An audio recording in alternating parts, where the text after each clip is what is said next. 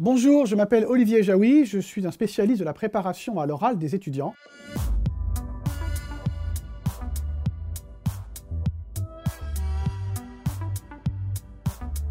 Elle va se passer en 3 temps principaux. Premier temps, vous allez présenter un exposé de 5 minutes, debout, sans notes. Je reviendrai sur le contenu de cet exposé. Deuxième temps, après cet exposé debout, sans notes, vous pouvez vous asseoir si vous le souhaitez, c'est vous qui décidez. Vous allez avoir 10 minutes de discussion avec le jury, les questions que votre exposé déclenche, mais peut-être aussi pour une partie, en tout cas c'est prévu comme ça, sur des questions de cours des programmes de première et de terminale. À l'issue de ces 10 minutes, vous aurez une troisième partie, qui est une discussion ou un échange avec le jury, à partir de votre projet d'orientation et de poursuite d'études, éventuellement de votre idée de projet professionnel. Tout ça dure 20 minutes. Préalablement, vous aurez un temps de préparation de 20 minutes, pendant lequel vous pourrez, dit le ministère, clarifier vos idées, réviser mentalement, et remettre au jury un support, qui est un document que vous écrirez pendant ce temps de préparation, que vous leur donnerez, et qui va vous permettre d'appuyer votre exposé. Vous trouverez un article que j'ai écrit sur le support.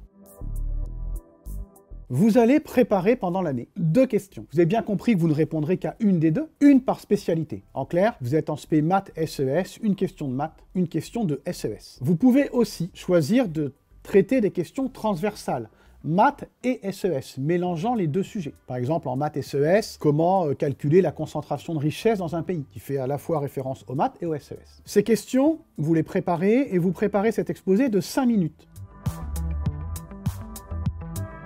Deuxième partie, la discussion avec le jury. Le jury va vous poser des questions et ne va pas chercher à vous piéger, comprenez bien ça. Le jury est là plutôt pour vous aider à marquer des points. Peut-être que votre exposé, on vous demandera de préciser certains points. On vous demandera peut-être aussi d'expliciter des notions. Vous avez utilisé un terme précis, un terme un peu technique, on vous demande de l'expliquer pour être sûr que vous le maîtrisez. On va vous demander, à coup sûr, même si vous l'aurez développé dans l'exposé parce qu'il faut le faire, pourquoi ce sujet vous a intéressé, pourquoi vous l'avez choisi. C'est quasi certain comme question, vous pouvez l'anticiper.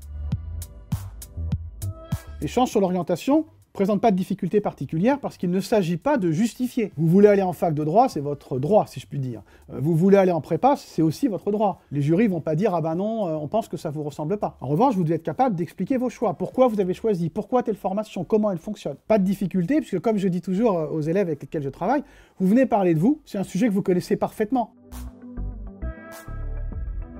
Coefficient 10 en voie générale, coefficient 14 en voie technologique, sur 100 coef au total. C'est 10% de la note, 14% de la note. Ça va vous permettre de passer à une mention. Pour ceux qui sont un peu en difficulté, ça vous permettra peut-être d'éviter le rattrapage. Franchement, vraiment, c'est une épreuve pour vous qui est formidable. Préparez-la, vous aurez des très bonnes notes.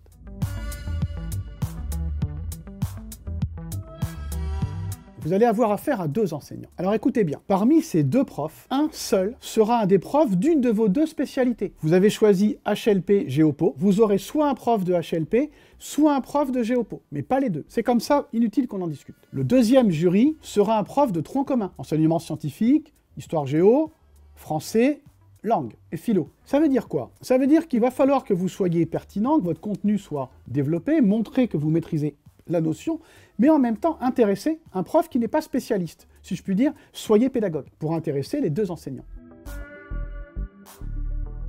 Le grand oral vous demande de convaincre, et vous l'avez compris, le grand oral sera évalué à la fois sur le contenu qui est fondamental, et également sur votre capacité à exposer, à répondre et à être suffisamment à l'aise devant un jury. Mais rassurez-vous, on n'attend pas de vous d'être Barack Obama, d'être un orateur exceptionnel. Et comme je dis toujours, vous savez déjà parler, donc vous venez parler, simplement vous aurez un petit peu plus préparé, vous vous serez entraîné et tout se passera bien, notamment parce que c'est le contenu qui va porter la note du grand oral. Les épreuves vont commencer fin juin. Vous trouverez sur DigiSchool les dates exactes. Soit environ 3 mois après la fin des écrits de spécialité, ce qui vous laissera du temps pendant les horaires de spécialité, vos 6 heures par semaine, pour le préparer avec vos enseignants. Même si vous avez des parties de programme spécifiques au grand oral que vous traiterez après, et que vous avez aussi du travail pour les épreuves communes et la philo. Donc voilà le timing. Dans votre établissement, quel va être le calendrier? Évidemment, je ne le sais pas, ça dépend des lycées.